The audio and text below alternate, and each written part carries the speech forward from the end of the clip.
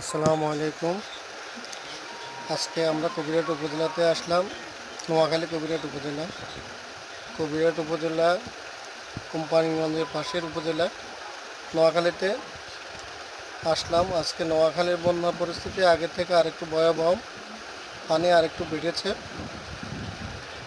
কলোজার gate ভাঙার পরে নোয়াখালীতে বন্যার পরিস্থিতি আরও ভয়াবহ। বাজারেও পানি ঢুকে গেছে। আগে বাজারে পানি ছিল না, এখন বাজারের অবস্থা মধ্যবাজার, এটা তরকারি বাজারের এই অবস্থা, হাঁটু পরিমাণ পানি হয়ে গেছে। অন্য অন্য অঞ্চলের অবস্থাটা আরও খারাপ। এখানে তো বাজার অনেক উঁচু ছিল, এখানে পানি ঢুকেনি কখনো। ভয়াবহ পরিস্থিতি শুরু হয়েছে। নোয়াখালী কবিরহাট উপজেলা আর কি টিভি প্রতিনিধি। আসসালামু আলাইকুম। দাদা চলে যান।